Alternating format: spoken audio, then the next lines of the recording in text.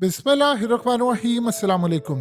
कोई दिन गुजरेगा जब आप देखेंगे कि पूरी दुनिया में अचानक आप रात को उठेंगे और पता ये चलेगा कि पूरी दुनिया में एक बड़ी तीसरी जंग अजीम का शाखसाना आपको नजर आ रहा है, क्योंकि हर गुजरता दिन हम उस जानिब बढ़े हैं। ईरान के एयर चीफ ने जो कल दावा किया था, उसके बाद सूरत हाल 24 घंटों में इतनी खराब हो गई है कि इस वक्त अमेरिका, इसराइल और बरतानिया, इन तीनों ने फैसला कर लिया है कि वो ईरान पर हमला करने जा रहे हैं।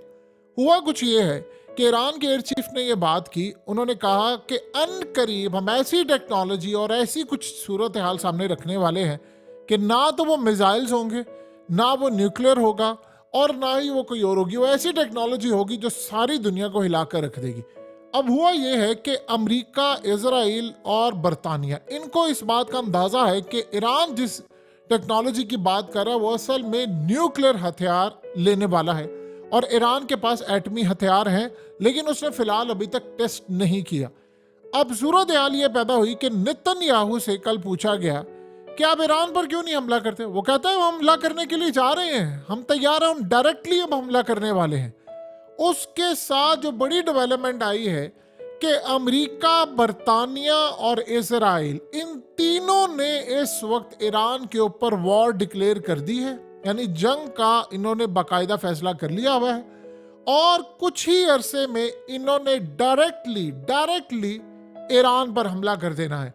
और प्लान वो ये कर रहे हैं कि ईरान की न्यूक्लियर फैसिलिटीज और बैलिस्टिक मिसाइल सिस्टम पूरे मुल्क में जहां जहां पर है, ये उस पर हमला करने जा रहे हैं। आप ईरान पर हमला करेंगे, उसके बाद दुनिया का कोई कोना नहीं होगा जहां पर ये जंग नहीं पहुंचेगी, हर जगह पहुंच जाएगी। और जो बचना भी चाहेगा वो भी इस जंग में शामिल हो जाएगा। ये इतनी तबाहकुन जंग होने वाली है। इस सारी सूरत हाल में आप अंदाजा लगा सकते हैं कि ये मामला क्यों ज्यादा हुआ है। कि आप सोचें कि बरतानिया के डिफेंस मिनिस्टर, वजीर दिफा ने कहा है कि रशिया, चाइना, ईरान और नॉर्थ कोरिया के खिलाफ पूरा यूके तैयार है, हम जंग करने के लिए जा रहे हैं। और उसने कहा कि अपनी मिलिट्री कैपेसिटी बढ़ा लें और अन करीब हम ये सारे महाजों पर जंग करने जा रहे हैं। अंदाजा करें जरा, ऐसे लोग मुसल्लत हो गए हैं जो खुलकर आपको कह रहे हैं कि कौम को अपनी तैयार करें कि तीसरी जंग अज़ीम छिड़ने वाली है और हम जा रहे हैं हमला करने के लिए, आप तैयार रहिएगा। असल में एक स्टेटमेंट जो आई है उसने इस सारे मामले पर काफ़ी सारी चीज़ों का खुलासा किया है। मामला ये हुआ है, इंटरनेशनल एटॉमिक एनर्जी एजेंसी ने कहा है कि ईरान के पास अब बहुत बड़ी तादाद के अंदर यूरेनियम है और वो एटॉमिक वॉरहेड बनाने के लिए तैयार है। असल में ये उन्होंने दुनिया को कहा है, ईरान ऑलरेडी इस लेवल पर पहुंच चुका है। अमेरिका को ये ख्याल था कि जब तक बाइडेन के इलेक्शन नहीं हो जाते हम कोई ईरान पर बड़ा हमला नहीं करेंगे। ईरान को ये लग रहा है कि हमारे पास है अपॉर्चुनिटी, क्योंकि तब तक अमेरिका ने प्लान ये किया है कि उन्होंने कोई बड़ा हमला नहीं करना, तो हम अपने आप को न्यूक्लियर कैपेबिलिटी बना लें। सऊदी अरब ने कहा था कि अगर ईरान न्यूक्लियर लेगा तो फिर हम भी लेंगे, फिर रोक नहीं पाएगा। इसराइल को सबसे बड़ी तकलीफ अब ये होती है कि देखिए, उन्होंने फैसला ये किया था कि जो भी न्यूक्लियर लेने की कोशिश करें उसे उड़ा देंगे, चाहे वो कज़ाफी हो, चाहे वो इराक हो, ईरान हो, शाम हो, कोई भी करेगा उसे का खित्ते में हमारी बढ़तरी होगी और वो सऊदी अरब को भी काबिल कबूल नहीं करेगा। अब सूरत हाल ये पैदा हो गई है कि ईरान के पास एटमी हथियार ऑलमोस्ट हैं और उन्होंने इस जानिब बढ़े हैं। अब ये जो ईरान के एयर चीफ ने बात की है उसका इशारा भी इस जानिब भी था, और बहुत सारी चीज़ें भी हैं। यानी मिसाल के तौर पर उन्होंने ये स्पेस टेक्नोलॉजी के मतलब भी बात की, साइबर वारफेयर कैपेबिलिटी का भी तरफ इशारा हो सकता है, एडवांस डिफेंस सिस्टम की तरफ भी इशारा है, आर्टिफिशियल इंटेलिजेंस। लेकिन जो इन्होंने बात की कि अनकरीब ऐसी चीज़ होगी कि आप सब भूल जाएंगे, उसका बज़ाहिर एक मतलब अमेरिका और बाकी ताकतों ने लिया है कि ये इंक्लूडिंग न्यूक्लियर हथियार लेने जा रहे हैं। अब ये करने क्या वाले हैं? देखिए, इस वक्त सीन जो बन रहा है ये सारे के सारे तैयार है। असल में इजराइल के मीडिया ने आज ये बात कह दी है, उन्होंने कहा है कि बहुत बड़ी तादाद के अंदर इजराइल के जो फौजी हैं उनको जंगों से वापस बुलाया जा रहा है, यानी मैदान जंग से वो वापस आ रहे हैं, क्योंकि उनको मेंटल इशू हो गए हैं और वो दिमागी तवाजुन खो रहे हैं अपना। और इस सूरत हाल के अंदर वो कह रहे हैं कि वो जंग लड़ने के काबिल नहीं है, लिहाजा हमारे पास एक बहुत बड़ी तादाद के अंदर हमने इनको ट्रेन किया था लड़ने के लिए, लेकिन जंग में ऐसे मनाजिर है, ऐसी सूरत हाल है, इतना खौफ है कि वो दिमागी तवाज़ुन खो रहे हैं और अपने साथियों पर हमला कर रहे हैं। लिहाजा ये जंग हम किसी सूरत जीतते हुए नजर नहीं आ पा रहे। अब इस सारे मामले पर आप बताइए कि जब ऐसी सूरत हाल होगी और नेतन्याहू से जब ये पूछा जाएगा कि भाई आप डरते क्यों हैं, आप डायरेक्टली हमला क्यों नहीं करते, वो कह रहे हैं बस हम जा रहे हैं हमला करने के लिए ईरान पर। देखिए, पाकिस्तान के ऊपर ईरान ने हमला किया, अब पाकिस्तान ने जवाबन ईरान पर हमला कर दिया, और ये किसी भी मुल्क का राइट है। आप जब किसी भी मुल्क की रेड लाइन क्रॉस करेंगे तो जाहिर सी बात है अगला भी तो आपके मुल्क की रेड लाइन क्रॉस करेगा। बाकी चीजें डिस्कस करना छोड़ दें कि उन्होंने क्या किया, किन को मारा, कैसे हुआ। आप किसी भी मुल्क की एयर स्पेस वायलेट करेंगे। इसीलिए तो रूस ने बयान दिया है ना कि अगर किसी भी मुल्क के अंदर कोई ऐसे दहशतगर्द हैं, कुछ है जो आपको लगता है, या कोई ऐसे लोग हैं जो आपको लगता है आपके मुल्क को नुकसान पहुंचा रहे हैं, तो मुतलका मुल्क के साथ मिलकर आप ऑपरेशन करते हैं या उनको आप बताते हैं। ये बात उन्होंने बड़ी क्लियर लिखी। इसका क्या मतलब? इसका ये मतलब है कि कल को कोई भी किसी मुल्क पर उठकर आता है और कहता है जी ये हमला किया है, तो जी उसके बाद तो एक जंग है, जाहिर सी बात है फुल स्केल वॉर डिक्लेयर हो जाती है। अब इस सारी सूरत हाल के अंदर अमेरिका ने, बरतानिया ने और इजराइल ने, उन्होंने देखा कि पाकिस्तान ने भी हमला किया है, तो लिहाजा ईरान पर हमला किया जा सकता है। अब वो फुल फ्लेज तैयारी कर रहे हैं ईरान पर हमले के लिए। ये बात याद रखिएगा, यमन की सूरत हाल ये है कि यमन ने कल रात को भी अमेरिका का एक और शिप तबाह कर दिया है। और आप सोचिए जितनी इंश्योरेंस कंपनी है, अब उन्होंने इनकार कर दिया। उन्होंने कहा जी इजराइल, अमेरिका और बरतानिया के जितने शिप हैं जो रेड सी से जा रहे हैं, हमने उसकी इंश्योरेंस ही नहीं करनी। पहले क्या हुआ था कि पहले जो इंश्योरेंस $100 मिलियन का जो कंटेनर था, उसकी इंश्योरेंस होती थी $10,000 की, जो बढ़ के $7 लाख तक चली गई। इमेजिन कीजिए कितना बड़ा रिस्क था।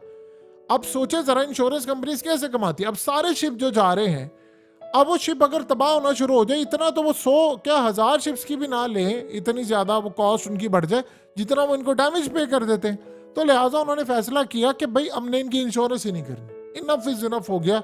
उन्होंने कहा जी चाहे आप जितनी मर्जी की करें, हमने इंश्योरेंस नहीं करनी। अब उस चक्कर में आप अंदाजा कर लें कि इंश्योरेंस की सूरत हाल क्या होगी कि 10,000 वाला जो शिप था अब $7 लाख पर चला गया है। और लेटेस्ट डेवलपमेंट है कि कल के बाद इन इंश्योरेंस कंपनी ने इनकार कर दिया कि नाम हम अमेरिका, इजराइल और बरतानिया की किसी शिप की इंश्योरेंस ही नहीं करेंगे। यानी उनको पता चल गया है कि 99.99% तबाह होना है, तो हम तो अपनी कंपनीज बैंकरप्ट हो जाएंगी, हम इनका पैसा भरते फिरेंगे।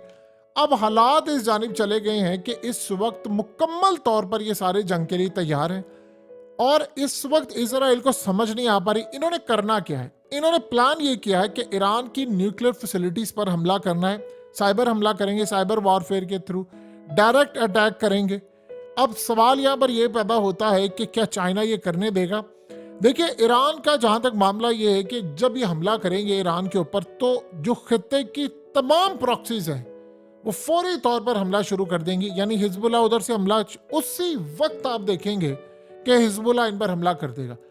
इजराइल ने प्लान ये किया है कि इसके साथ साथ हम एक काम कर रहे हैं कि हम साथ साथ लिबनान के खिलाफ भी जंग छेड़ दी है। असल में वजह क्या है, 75% जो इजरायली हैं उनके लिए जिंदगी मौत का मसला बना हुआ है, जो बॉर्डर पर रहते हैं, यानी नॉर्थ की साइड पर रहते हैं। और वो किस साइड पर रहते हैं? वो इस साइड पर रहते हैं जहां पर यानी हिजबुल्लाह वाली साइड पर। अब वो कह रहे हैं कि वहां पर जो बॉर्डर के साथ यानी हिजबुल्लाह यानी लिबनान वाली साइड के साथ जो लोग रह रहे थे, वहां जो वो चले गए छोड़कर, 75% इसराइली जो है वो किसी और इलाकों में जाकर आबाद हो गए हैं।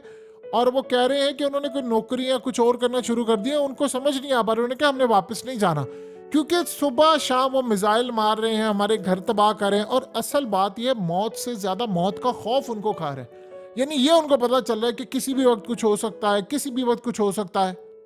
उस चक्कर के अंदर उनके लिए ये काम करना बड़ा मुश्किल हो गया। तो अब असल में इसराइल के ऊपर इस वक्त शदीद प्रेशर है। उन्होंने फैसला भी ये किया है सब ने कि असल में यमन हमसे कंट्रोल नहीं हो रहा। देखिए इनकी हालत क्या है। पहले ये कह रहे थे कि हमसे कंट्रोल नहीं हो पा रहा, हमास नहीं कंट्रोल हो पा रहा, फिर कह रहे थे हिजबुल्लाह नहीं हो रहा, फिर कह रहे यमन नहीं हो रहा। तो अगर आपसे कंट्रोल नहीं हो रहा, अल्टीमेटली इन्होंने आना ईरान की तरफ ही था। देखिए नेतन्याहू ने कल भी ये बात की, परसों भी उसने बात की। उसने कहा कि असल में लड़ाई जो है वो ईरान के साथ है। और जो कल उसने बात कह दी, उसने कहा कि कोई फ्यूचर नहीं है फलस्तीन का। ये पहले कहते थे, चुप कर कहते थे कि नहीं वो हमने नहीं करना, हम बाद में देखेंगे, हम हमास को यहां से निकालेंगे। कल तो नेतन्याहू ने सारी दुनिया के सामने ओपन ऐलान कर दिया। اور اس بندے نے اوپن اعلان کر کے یہ بات کہہ دی, اس نے کہا جی جب یہ جنگ ختم ہوگی تو ہم یہاں سے فلسطینیوں کو نکال دیں گے. سو لہٰذا اب وہ کام یہ کر رہے ہیں کہ ان کو مار پڑی, انہوں نے پلان یہ کیا ہے کہ سب سے پہلے ہم ایران کی نیوکلیر فیسلٹیز پر حملہ کریں. 3 ممالک مل کر, برطانیہ, امریکہ اور اسرائیل, یہ تینوں جائیں گے, ان کی ایئر فورس جائے گی, یہ حملہ کریں گے, یہ سائبر حملہ کریں گے. اور پھر ساتھ انہوں نے کہا کہ ہم ان کا بیلسٹک میزائل سسٹم جو ہے پورے ملک میں جہاں جہاں ہے وہ تباہ کریں گے. جہاں ان کے میزائل پڑے ہوئے سٹوریج فیسلٹیز ہیں جہاں پر, ان کو ہم نے تباہ کرنا ہے. تو اگر ہم نے ان کو تباہ کر دیا تو یمن کو بھی ہم روک لیں گے اور یہ بھی کر لیں گے. دیکھیے یہ ساری جو باتیں ہوتی ہیں, یہ آپ کا خیال ہوتا ہے کہ ہم یہ کر لیں گے, ہم وہ کر لیں گے, ہم نے ایسے کر لیا, ہم نے ویسے کر لیا. یہ پہلے سے بھی آپ کہتے رہے ہیں. اب جو صورتحال آپ کے سامنے آ رہی ہے وہ تو دیکھیے کلیئرلی انڈیکیٹ کر رہا ہے کہ وہ تیسری جنگ عظیم کا بٹن دبانے والے ہیں.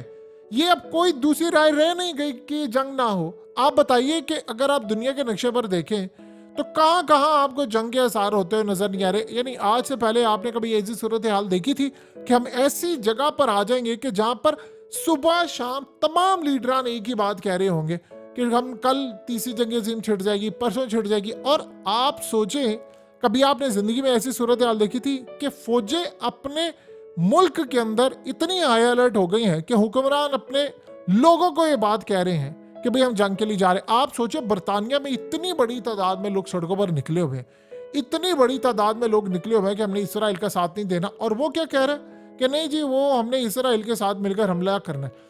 جب آپ ایسی صورتحال کریں گے تو یاد رکھیے گا پھر بہت بڑی جنگ شروع ہوگی. سوچئے ابھی انہوں نے یمن کے ساتھ لڑائی کی, تو یمن کے ساتھ جب لڑائی کی تھی تو کیا تھا, انہوں نے کبھی زندگی میں نہیں سوچا تھا کہ یمن اس طرح گلے سے پکڑ لے گا. اب امریکہ نے تو یہ پلان کر کے رکھا ہوا تھا کہ ہم جائیں گے ان کی نیوکلیر فیسلٹیز سے پہلے یعنی ایران کی نیوکلیر فیسلٹیز سے پہلے ہم ان کو اڑا کر آئیں گے. ان کی جو سٹوریج ہے جہاں پر میزائل پڑا ہے, فیکٹری ہے, ڈرونز ہے, سب ہے. ابھی تک امریکہ ناکام ہوا ہے. اگر امریکہ کو 1% بھی کامیابی ملی ہوتی تو بتائیے کل رات کو کیا یمنی دوبارہ حملہ کرتے. یہ کوئی چھوٹی بات ہوتی ہے کہ آپ شپ کے اوپر حملہ کر رہے ہیں, کرتے جا رہے ہیں اور خبر اس دن بنتی ہے کہ جس دن کوئی حملہ نہیں ہوتا کہ لوگ پوچھتے یار آج حملہ نہیں کیا انہوں نے, آج کوئی شپ تباہ نہیں ہوا. یہ صورتحال ہو گئی ہے. جس دن سے امریکہ نے حملہ کیا ہے یمن کے اوپر برطانیہ کے ساتھ مل کر, اس کے بعد سے 5 شپ تباہ ہو چکے ہیں. آپ اندازہ کر سکتے ہیں 5 شپ انہوں نے تباہ کر دی. اور ہوتا کیا ہے, ایک ہی بات ہوتی ہے, شپ تباہ ہو گیا, وہ جی عملہ محفوظ ہے تو ہم نے شپ کو کہا ہے کہ نیکسٹ پورٹ پر جہاں ہم نے نیوی کو بھیج دیا.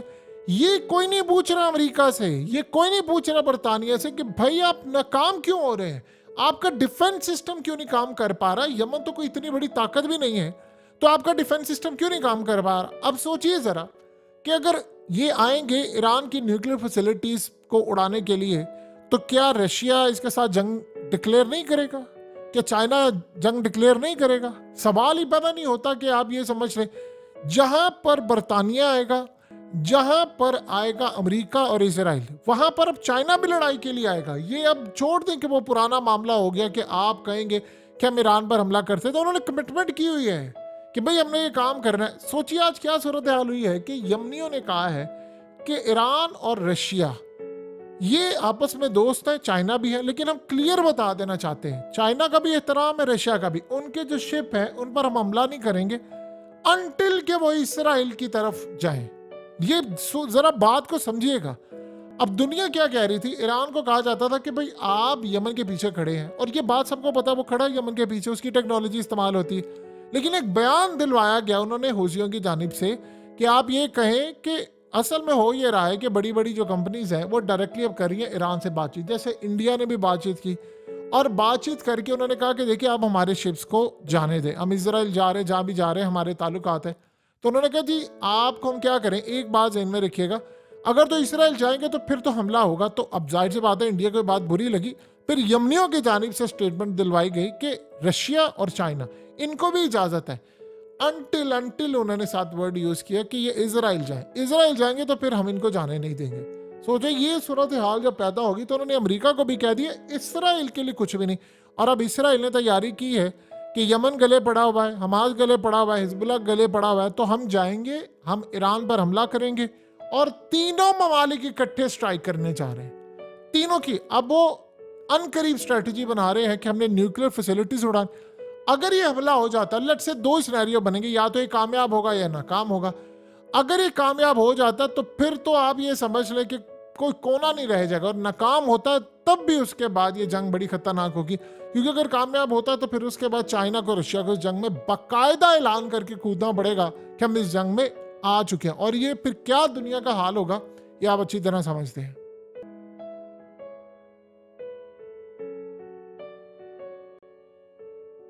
حقیقت ٹی وی کو سبسکرائب کرنا مت بھولیں، ویڈیو کو لائک کریں، شیئر کریں اور کمنٹ سیکشن میں اپنی رائے کا اظہار ضرور کریں.